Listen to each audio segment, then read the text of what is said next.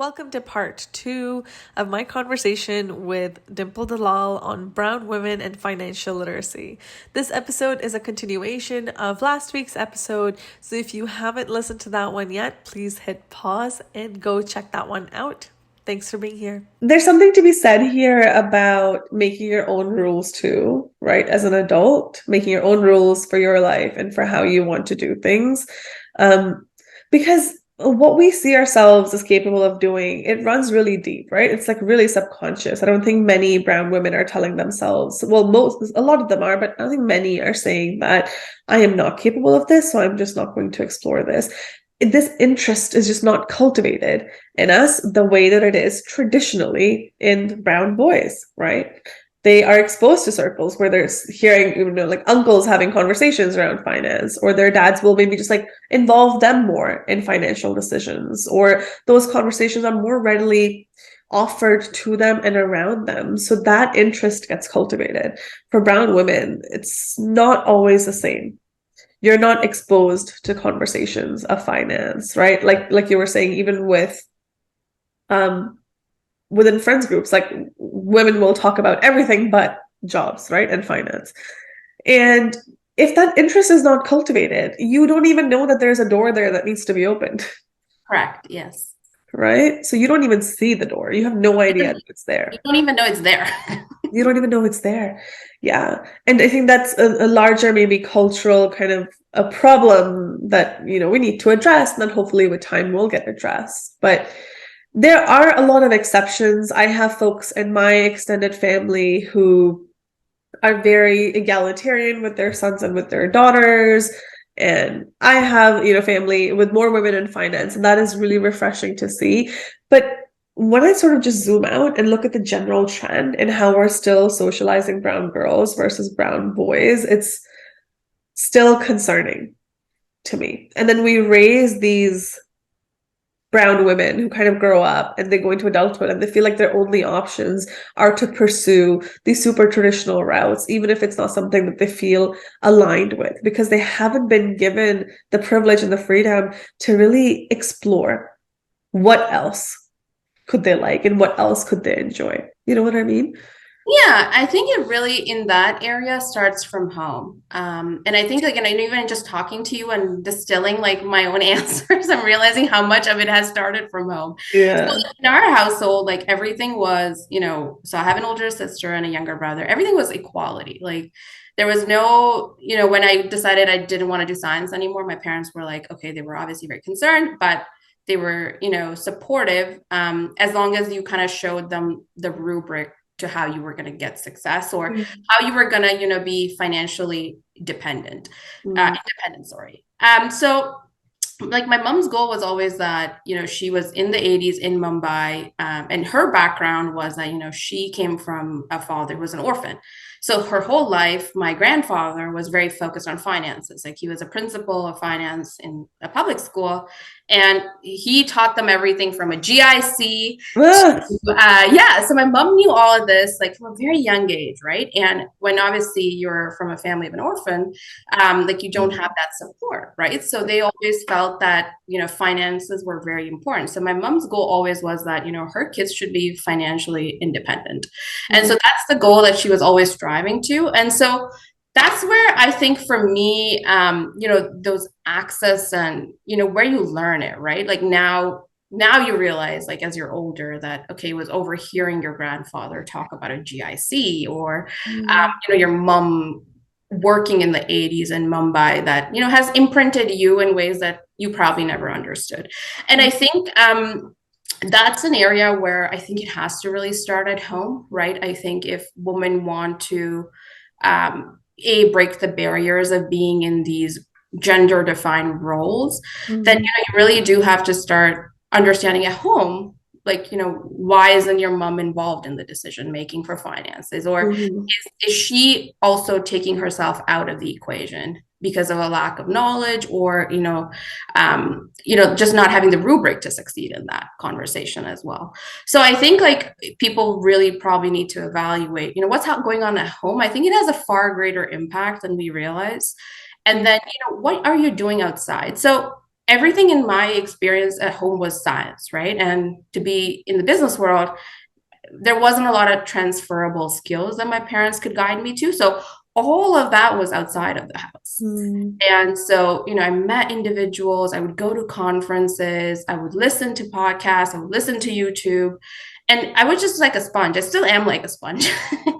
And, you open yourself up to every opportunity and every information that people tell you. And so that was really through business school where I was like, oh, I have absolutely no idea. I would ask my teachers for help. And I'm like, you've been doing this for 20 years. What do you think of your job? What do you think about, how you got here? What made you successful? And then there are certain traits you start seeing over time about why there's repeated patterns for certain individual. And it's not just always the home and it's not just always outside. You kind of have to blend the two together. Mm. And I think that's where it comes in, right? If you're not seeing it at home, which is what could be most the cases for most brown people, but you have to create the environment outside then. Like put yourself in opportunities, go to a conference, right? There's so many opportunities where you can just go and listen. Mm-hmm. And so that's the way I think you can break that barrier of, not being defined by what roles that people are telling you, right? Because you'll meet the people who are actually doing the jobs, right? And then you're like, oh, I want to be like them. Or how do I become like them? Mm-hmm. Or what's the pathway? Like, what do I need to study? What internships do I need to do? And so I think the knowledge is the only way to break that barrier. Mm-hmm. And so whether the knowledge comes from home, externally, school, emailing people, cold emailing, cold coffee chats, like the work, I mean, people will respond if you have a specific goal you're working towards. I wonder too if there's a more invisible systemic layer to this as well, right? What I have typically found is women are not just like socialized to value nurturing roles and caregiving roles a little bit more, but there's somehow, a lot of us have been taught that there's somehow value in getting paid less or making less money, or it's like noble somehow to be able to, like drag your feet at work and be penny pinching at home, and that money is dirty. And as I've been exploring my own like relationship with money for the last few years, it's a big roadblock that I have been hitting. And like a lot of brown women that I've been speaking to have felt the same way, where it just feels like you feel wrong for asking for a raise at work, or you feel wrong like negotiating that like higher salary when you're offered a job, or there's a sense of pride in I'm a social worker. I only get paid like 50K, but I'm saving lives. So this pride that we're taught to have in not being financially independent is also blocking our way to being happy, financially independent, well off, and still finding value in what we do. And I don't know if that's something that you've ever thought about or if you've noticed anecdotally, but it's a really big piece that keeps coming up for me time and time again. Yeah, I think this is the first I'm hearing of it. I think the way I view it, like if you are helping people and saving lives, I think a doctor does that too, right? Like if that's if that's the example that people are using. So I think I don't know how that gets, cultivated in people, how they think that money is not a good thing or that a lower number is better. I think that's more of a mindset then, right? That you have to work on shifting that mindset. Because I mean, with the cost of living these days and right. So I think that's more important to overcome earlier rather than later. Yeah. The area I have seen it, permeate a bit more is where, women are willing to take are not willing to try the next level, perhaps, right? Like when you're in school and there's 10,000 job opportunities and they're just willing to, I think it's like that determination to go to the next step, or they think there's a barrier for them personally to go to that next step. And I think that's because they view, a household as like a male as a breadwinner. Mm-hmm. Well, why can't it be both, right?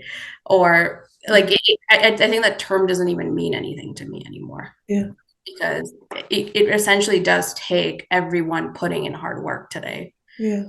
with where, like the cost of living is. Yeah, absolutely. And this makes me think about what we were speaking earlier, right? About doors that are close to us that we don't even recognize are there. So I think part of it too is, I think maybe also thinking about your own relationship with money. How have you been taught to feel about money? What are the messages that you have internalized about money? Is, money and financial literacy something that is just, oh, only for like my brother to figure out or my husband to figure out? Is it something that you've been encouraged to do? What have you been taught around money? Like, what have you learned?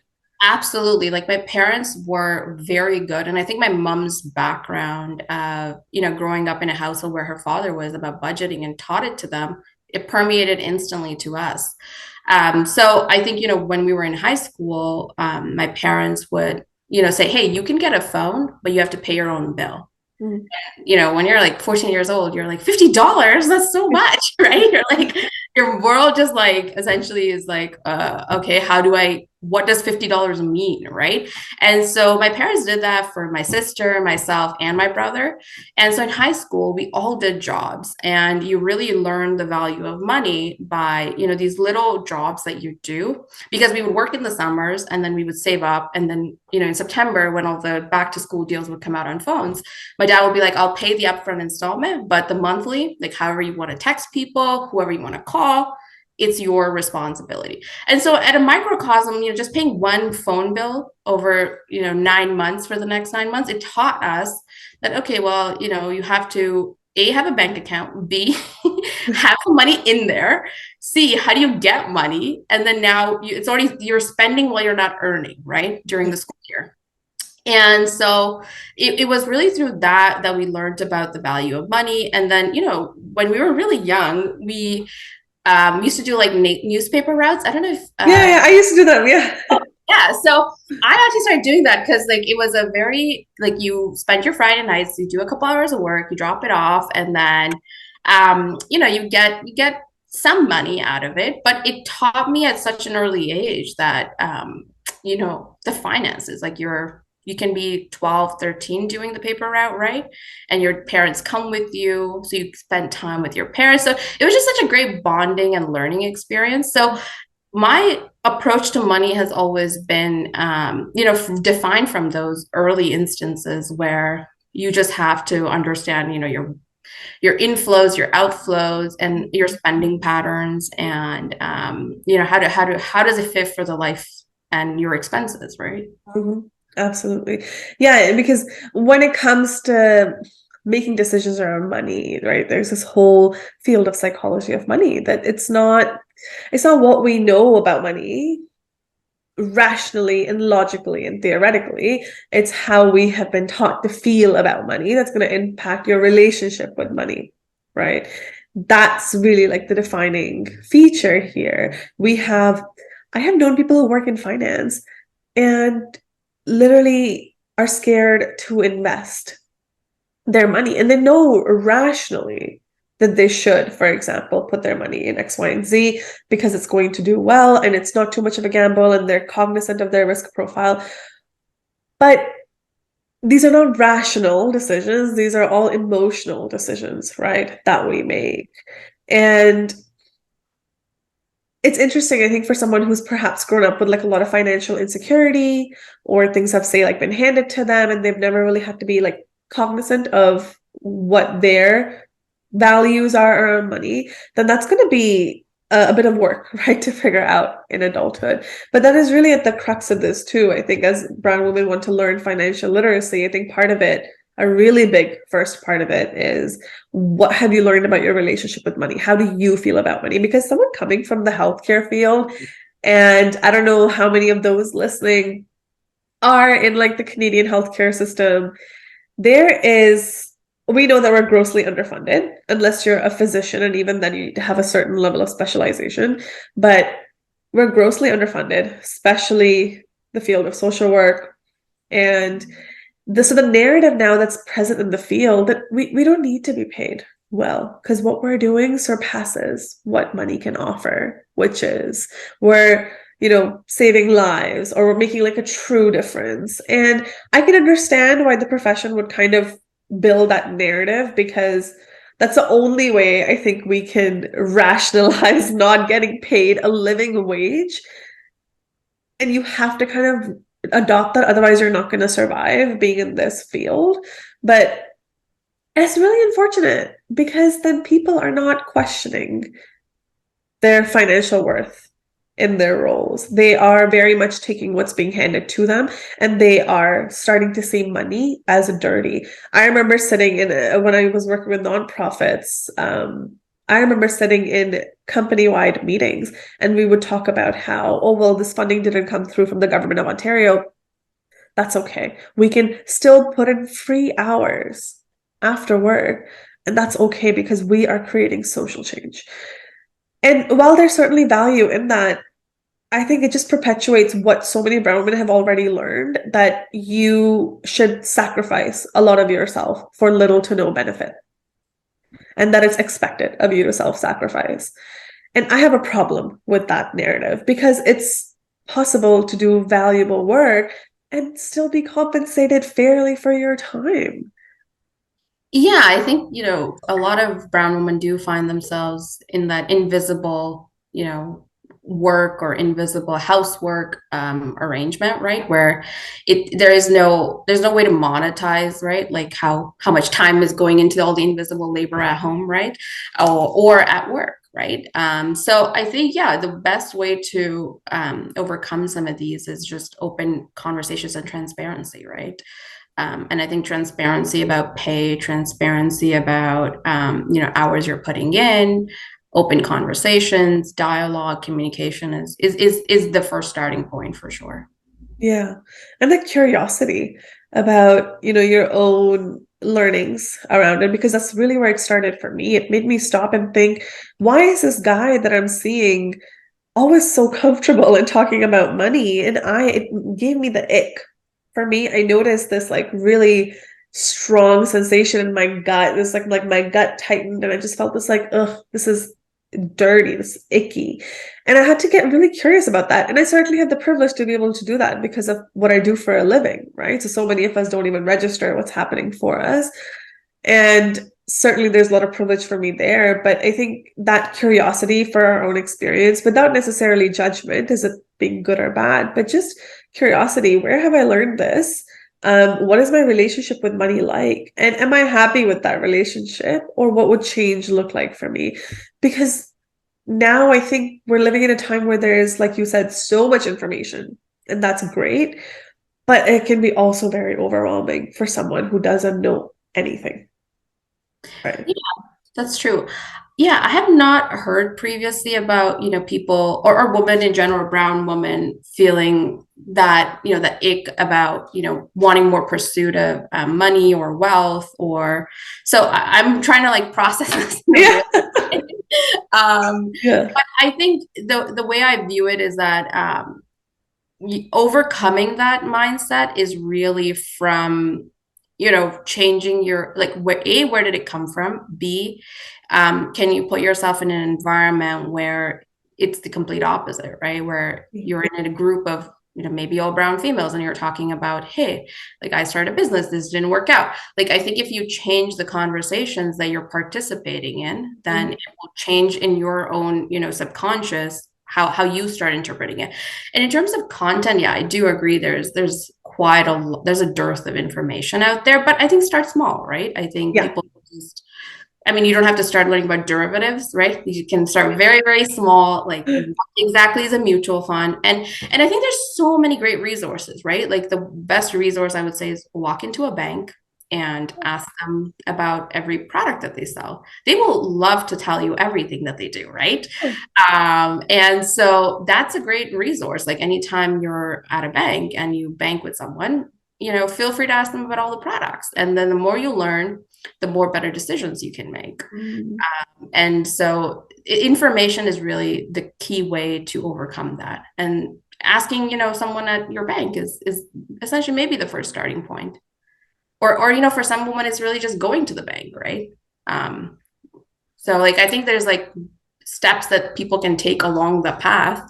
um like for example, like every time you're making an investment decisions or you're buying a house, like go along with every meeting or go to the lawyer, the real estate lawyer. So the more you expose yourself to those environments, the more you learn. Like for example, my husband, he had done a real estate transaction before. I had never. So I went to all those meetings and I asked all the questions anyways that he knew the answers to. Yeah. But for me, it was more about I don't know the answers. And even if the person sitting beside me has done this and has done this multiple times, I still need to know what I'm signing up for. And so, Mm-hmm. you don't have to operate from the assumption that everyone knows what they're doing as well. And you should always ask the questions. Mm-hmm. Yeah, I And love that. right? Like, don't skip the meeting because, well, okay, you've got time, I don't, right? Mm-hmm. Yeah.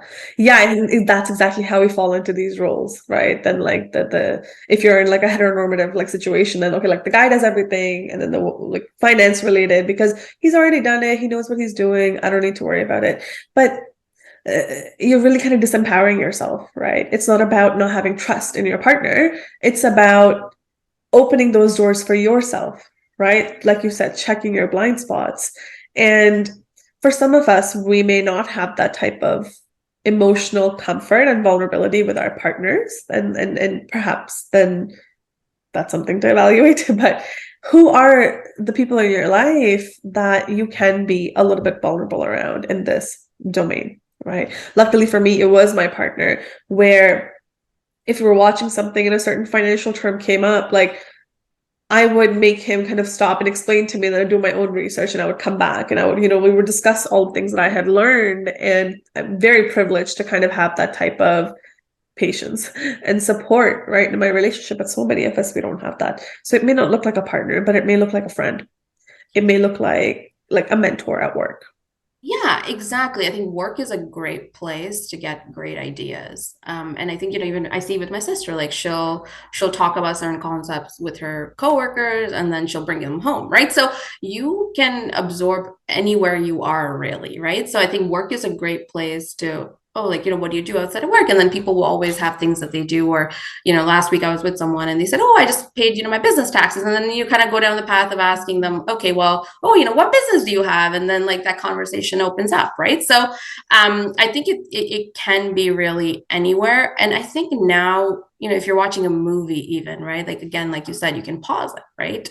And I think a lot of it is also like for maybe Yale wasn't the best option for the course, but there's tons of great data on the internet on, even spending 15 minutes, you could learn a lot, right? And especially for business owners who could actually really value from learning the ins and outs of, the statements of financials, and what do these numbers mean? What do these words mean? And there's a lot available out there for that. Mm-hmm. Mm-hmm.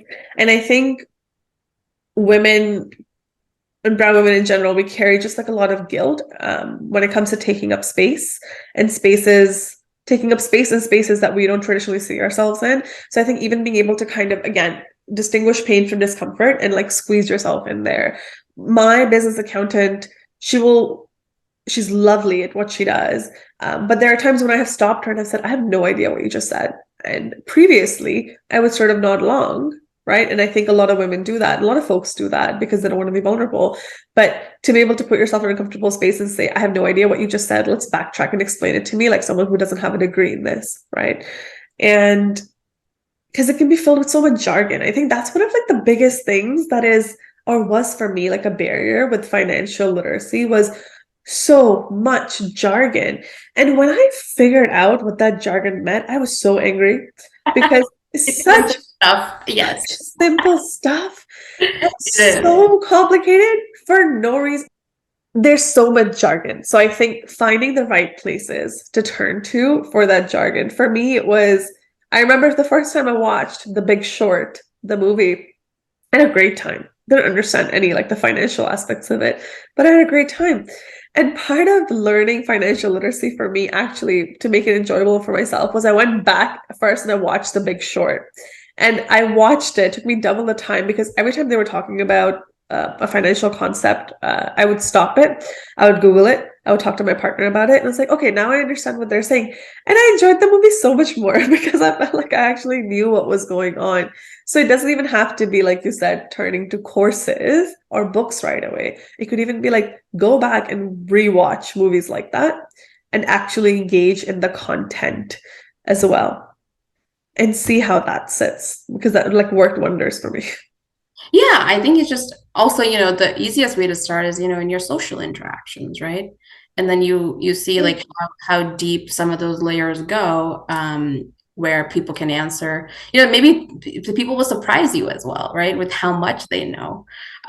So I think doing that, and sometimes it's even with your parents, right? Like I think you start there and say, hey, you're getting older, retiring, like is everything in that front, like, are you all set?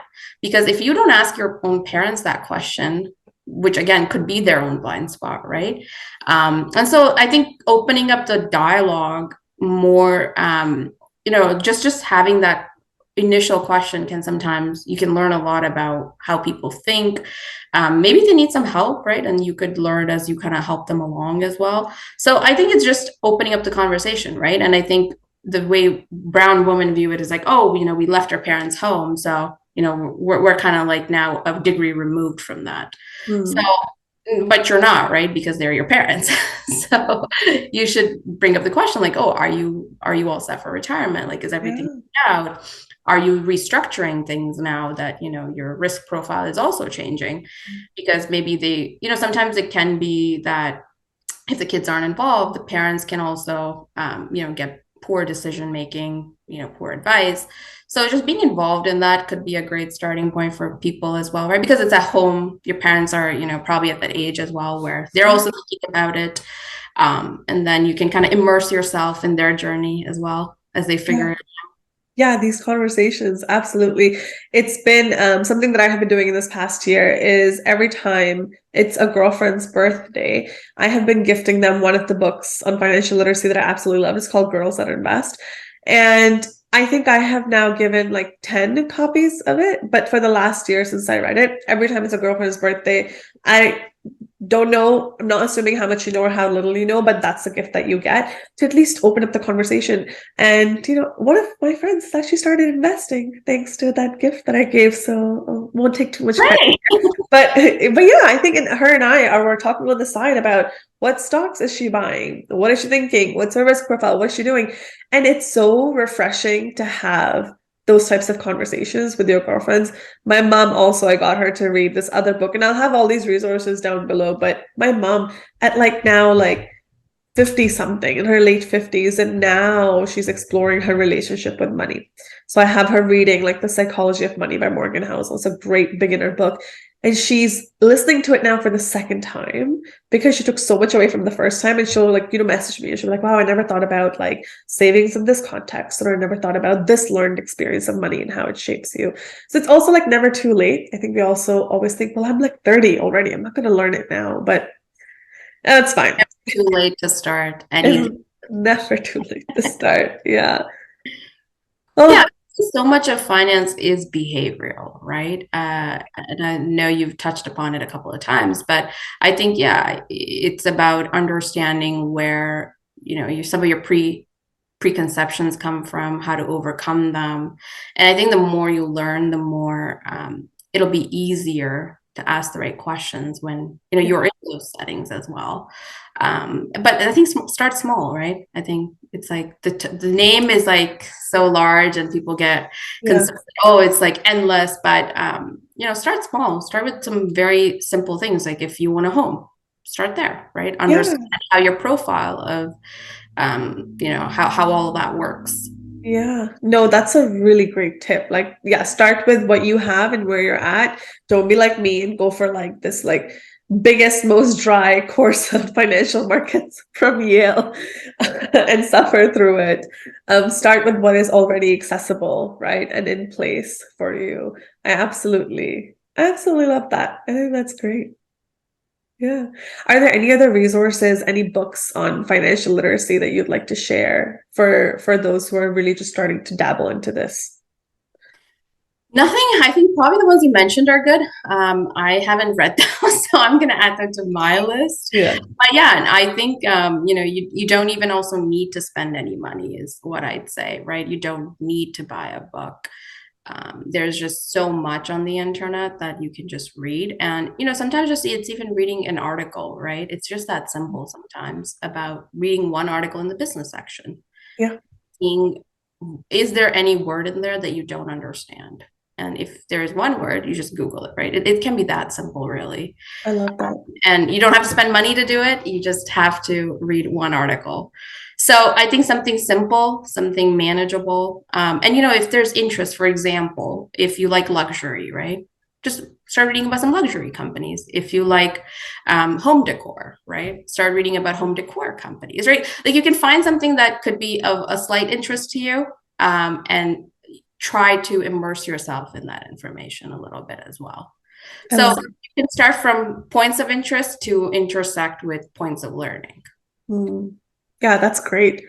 Points of interest and how they intersect with points of learning. That's lovely. And I imagine too that would feel a lot less intimidating as, oh, I have this new thing that I have to learn. Well, we're making financial decisions day in and day out all the time. We just don't always register them as such. And learning to recognize what's already in place for you, that could be a great place to start. Yeah, like if understanding handbags of that is easier, then start Yeah. there. If learning about candles is easier, then start there. Yeah. Right? It will help you understand the concepts, right? So Yeah. I think that will break it down into something simple and easy to digest. Yeah. The economics of luxury handbag industry. That's if that appeals to you, start there. Yeah, Yeah. exactly. Yeah, I like that. Oh, wow, this has been really lovely talking to you, Dimple. Of course, I'll have all the resources that we kind of spoke about, the books. I'll have them linked in the show notes here for those who want to check them out. But thank you so much for coming on. I think this has been lovely. We could keep going on and on about this. I could. There's no end for me here. But I appreciate you taking the time out and being here. This was really lovely. Thank you. Thank you so much. And I'm looking forward to hearing if any of your listeners have any feedback as well. Yeah, absolutely. So those of you who are listening on Spotify, we have a little Q&A section at the bottom. Feel free to ask your questions. And if you're here on YouTube, thank you so much for engaging. The comment section is at your disposal. Feel free to ask whatever you'd like, and we'll go from there. Awesome. Thank you so much for joining us today, everyone. Hope there was something of value that you took away from this episode. I certainly did. And stay tuned for our disclaimer, and we'll see you next week. The guest and the host of Brown People Problems do not offer individualized therapeutic or medical advice, and our conversations should not be interpreted as such. This podcast is not a replacement for therapy. This podcast exists for educational purposes only. Please consider your circumstances and engage with the content mindfully.